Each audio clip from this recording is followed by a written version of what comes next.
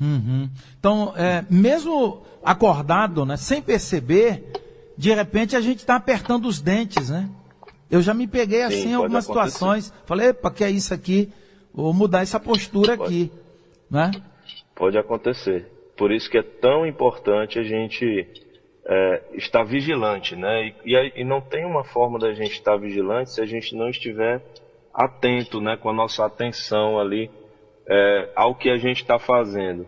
A gente que trabalha, pessoas que trabalham com tela, com computador ali o tempo todo, é muito comum elas meio que ficarem totalmente imersas ali naquela atividade da tela, né? Uhum. E aí isso pode gerar uma falta, uma perda dessa consciência ali sobre o que está acontecendo com o nosso corpo. E aí quando a gente vê, a gente se pega já apertando os dentes de forma excessiva, ou mordendo o lábio, ou mordendo algum objeto, uma caneta, uma tampa de caneta, e a gente chama isso de hábitos parafuncionais, que se não forem detectados, se não forem tratados, né, podem gerar essas consequências. Começa a ficar automático, você nem percebe. Exatamente. Né? Você só vai perceber quando tiver com alguma consequência, com dor no maxilar, com alguma situação dessa assim realmente. E isso pode provocar também aquela sensação para quem, por exemplo, tem próteses ou implantes, de que está com uma dor no local onde já não tem mais dente, ou isso aí é outra coisa, doutor Davi Cunha? Quando a gente fala de dor associada a um implante, né, a gente está falando de uma situação que não é a situação de normalidade, tá? A dor associada ao dente, a gente fala que ali possivelmente exista uma doença, uma inflamação, uma alteração. E associada ao implante também. Só que a dor associada ao implante geralmente está associada à perda da conexão desse implante com o osso. Ou seja, esse implante, quando ele chega num momento que ele tem dor, possivelmente esse implante está perdido, porque geralmente ele já perdeu a sustentação óssea, que fazia com que aquele implante ficasse estável e firme. Uhum. Precisa ter cuidado com tudo isso, né? Muito cuidado mesmo com tudo isso. Eu Sim. realmente fiquei, algumas informações eu não tinha, certamente que também muitos ouvintes, algumas informações dessas que eles não tinham, e foi muito boa a nossa conversa aqui, foi muito boa mesmo. Então, mais uma vez, assim como a gente tem observado aqui com todos os profissionais que passam por aqui, a prevenção, mesmo que você não esteja sentindo nada, mas a prevenção nunca faz mal, sempre faz bem. Dá uma passadinha lá para ver como é que tá. Tem gente que diz assim, doutor Davi, não vou ao médico não, porque se eu for ele vai achar alguma coisa. Mas se achar é porque tem, né? É verdade. O médico, o dentista não vai inventar, né? Se achar é porque tem, né? É verdade. Pois é. É verdade. Eu tenho aqui, deixa eu ver aqui, o Chiquinho de Manedoca quer fazer uma pergunta. Diga aí, Chiquinho, bom dia. Bom dia, Lacerda. A minha pergunta aí, eu acredito que vai ajudar um bocado de pessoas. Há pessoas que usam bride ou chapa que chama, né? Se precisa à noite tirar para que ele não passa por isso. Esse bruxismo de tá mastigando e no final de tudo a gente sabe que ele come os dentes que segura, né? Eu acho que é por causa disso, né? Se você tirar, não tem nenhum problema. E aí, doutor Davi Cunha, o que é que o senhor acha desse achismo aí do Chiquinho de Manedoca? A indicação profissional é sempre remover as próteses que não são fixas, né? As próteses removíveis, sejam elas parciais ou totais. A nossa indicação é sempre que durante o sono esse paciente possa remover. A não remoção, ela pode gerar alguns problemas, né, na vida do paciente, na saúde bucal do paciente. Desde inflamações da mucosa, que a gente chama de mucosite. Essas inflamações podem ser causadas pelas próprias bactérias que estão presentes ali na boca, né, e ali durante o sono você também tem uma diminuição da salivação, e isso, consequentemente, deixa a nossa boca mais vulnerável, até mesmo acidentes, como, por exemplo, o próprio engasgo, né? Como essa prótese ela não está fixa, o paciente ele pode sofrer um acidente ali, a prótese remover, né? Sair da posição e o paciente sofrer um engasgo durante o sono. Caramba!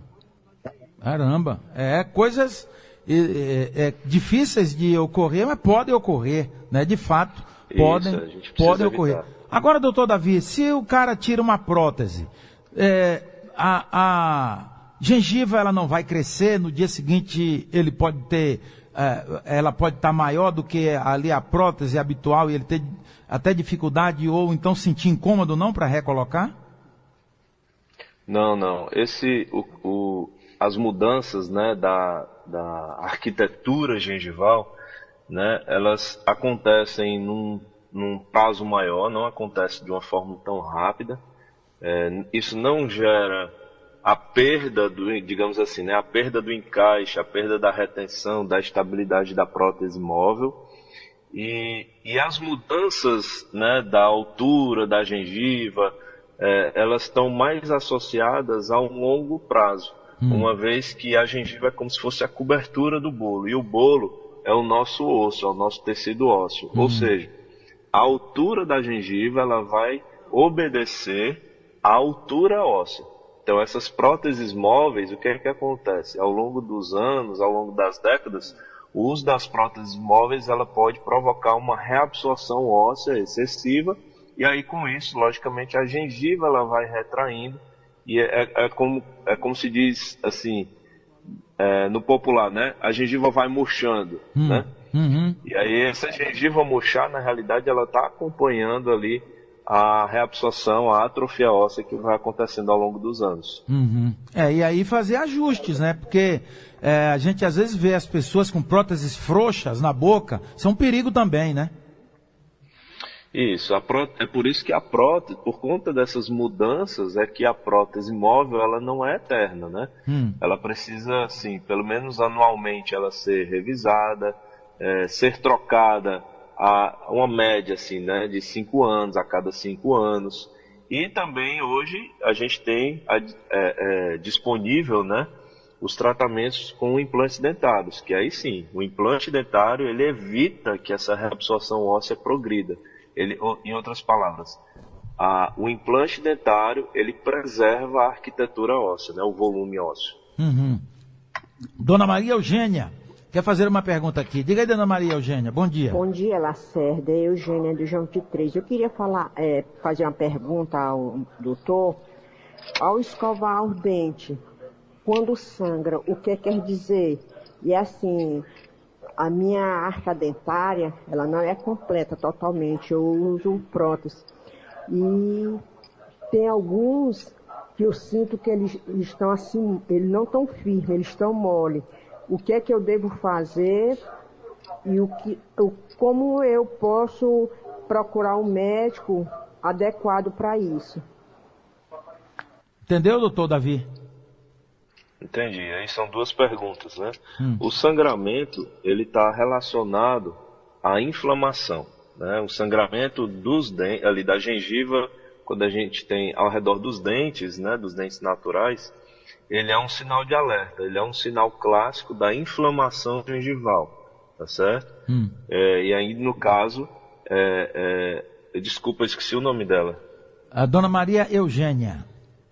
A Dona Maria Eugênia precisa procurar um profissional para tratar essa gengivite, essa inflamação gengival. E como ela mesma salientou, né, ela tem percebido o amolecimento de alguns dentes.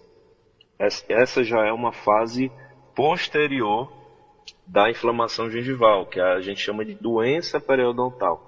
Essa doença periodontal ela vai provocando essa destruição dos tecidos que sustentam o dente, né, dos tecidos periodontais, que a gente chama.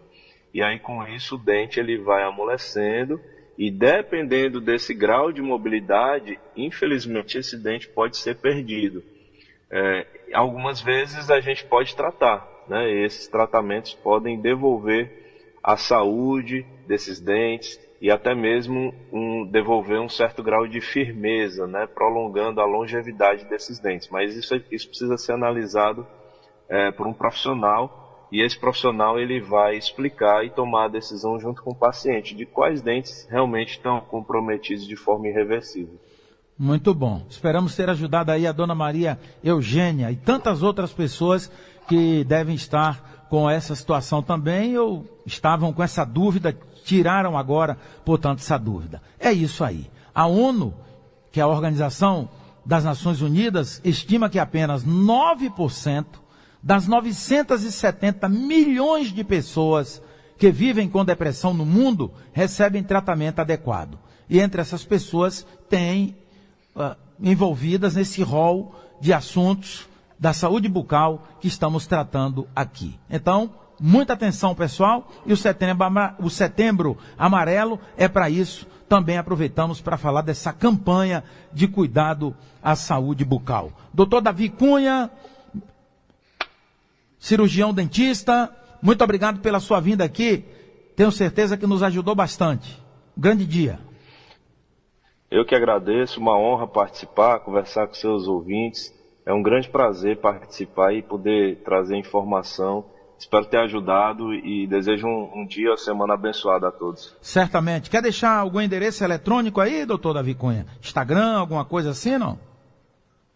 No nosso Instagram tem bastante informação a respeito desses sinais, dessas doenças, como a gente pode identificar de forma precoce. E é bem fácil, é @drdavicunha. @Dr Davi Cunha. Davi com D-A-V-I. Isso. É rápido, já encontrei aqui. Quando a gente coloca, já estou seguindo, ó, o doutor Davi Cunha.